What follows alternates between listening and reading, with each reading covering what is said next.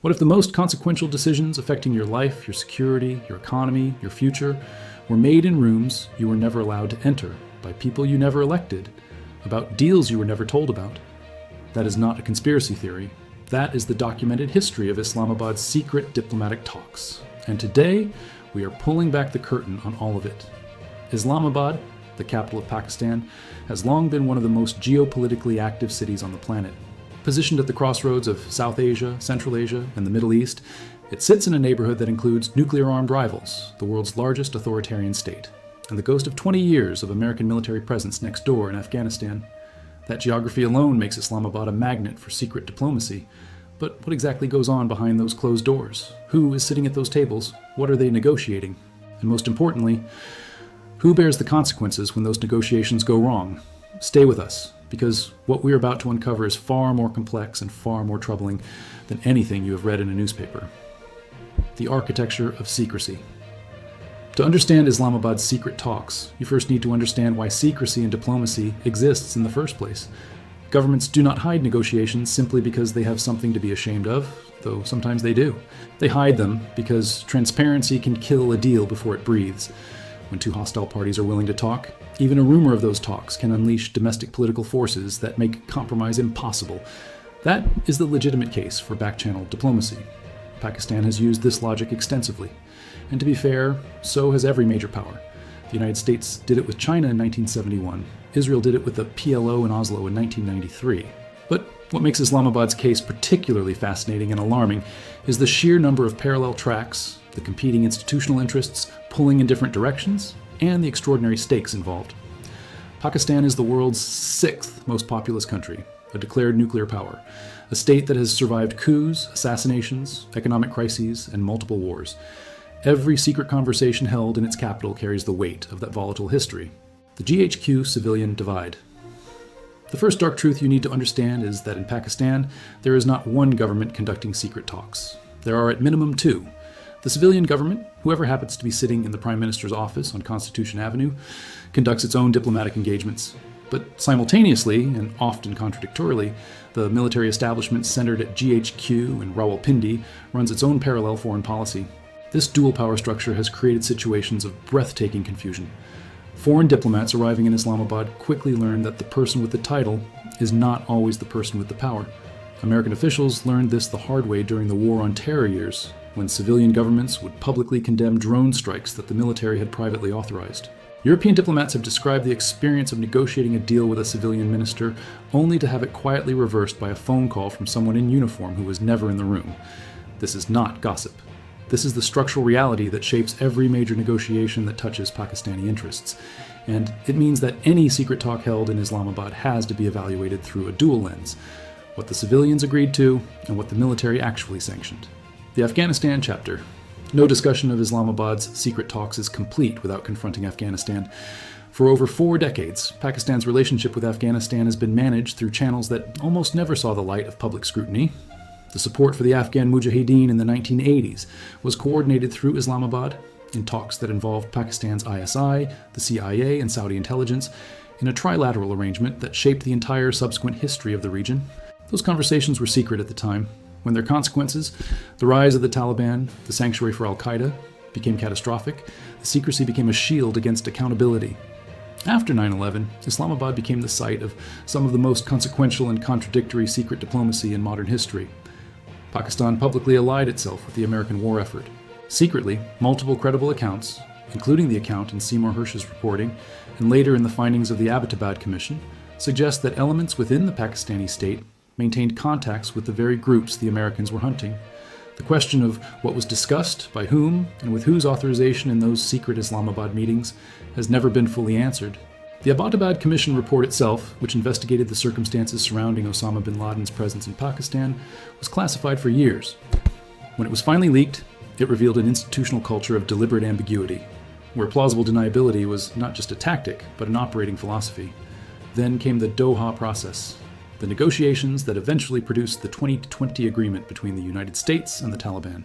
While the public-facing talks were held in Qatar, the back-channel architecture ran substantially through Islamabad. Pakistan's role as a facilitator gave it leverage, but leverage is a double-edged instrument. The same influence that allowed Pakistan to bring the Taliban to the table also raised uncomfortable questions about the depth of Pakistan's relationship with a group that had harbored terrorists and was about to retake a neighboring country. What exactly was promised, traded, or guaranteed in those Islamabad conversations remains one of the most consequential unanswered questions of the post-9/11 era. The India back channel. Here is something that will surprise many people.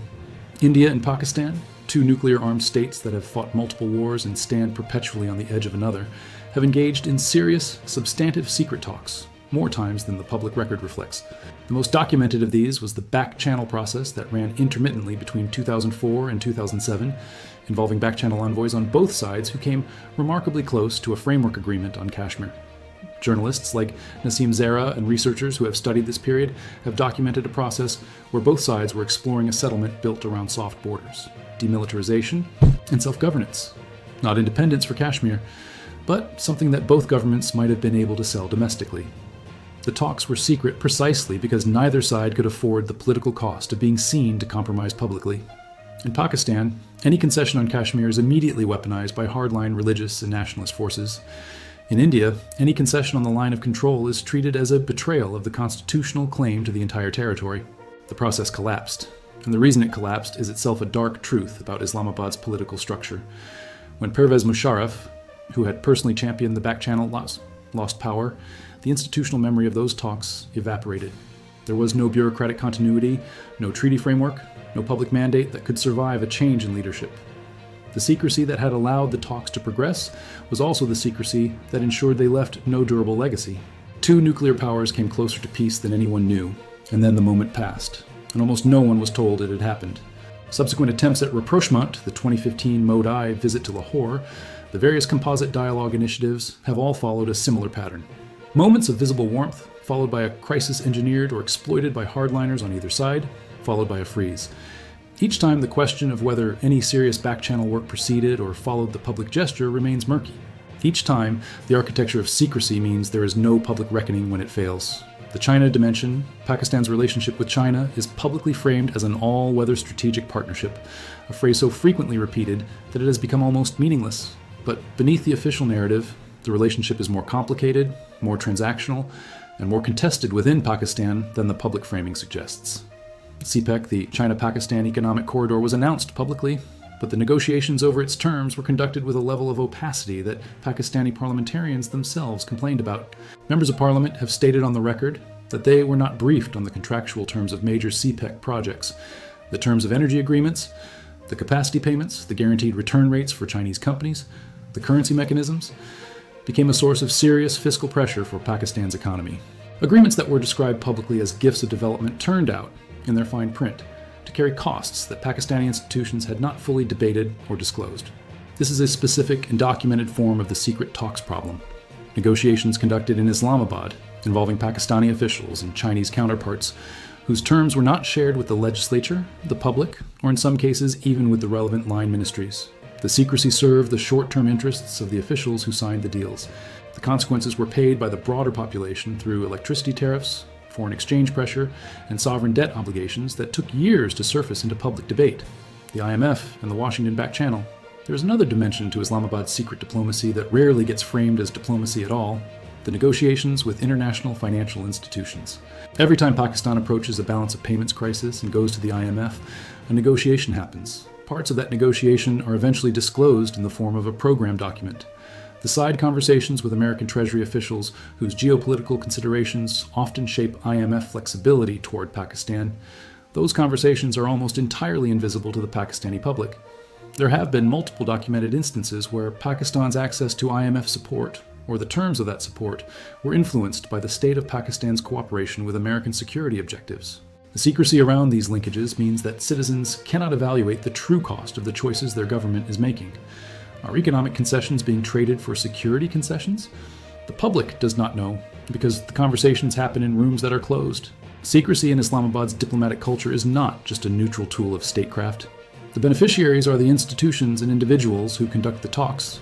They gain leverage, resources, deniability, and freedom from accountability. The victims are the citizens who live with the consequences of decisions they were never consulted on, agreements they were never shown, and trade-offs that were never honestly explained. This does not mean that all secrecy is illegitimate, but there is an enormous gap between the minimum secrecy required to protect a sensitive negotiation and the maximum opacity that Pakistan's security and civilian establishments have historically preferred. That gap is where accountability goes to die. The dark truth is what the secrecy protects. Not just sensitive negotiations, but institutional interests, personal enrichments, and strategic ambiguities that would not survive public scrutiny. It is a secrecy that has cost Pakistan dearly, in lives lost to proxy conflicts that were managed in back channels and economic burdens contracted without democratic consent in peace processes that collapsed because they were never anchored in public understanding or political legitimacy. The path forward is not naive transparency that destroys the possibility of difficult conversations. It is accountability after the fact. Independent commissions, parliamentary oversight with real teeth, freedom of information frameworks that have genuine force. It is a political culture where the public demands to know eventually what was decided in its name. Pakistan is not unique in struggling with this. The conversations in those rooms in Islamabad will continue. If this video made you think differently about what diplomacy really looks like behind the scenes, not just in Pakistan but across the world, then this channel is exactly where you need to be. Every week, we go beyond the official narrative and into the documented, sourced, uncomfortable reality of how power actually operates. Hit that subscribe button right now, turn on notifications so you never miss an upload, and if you found this valuable, share it with someone who thinks they already know the whole story.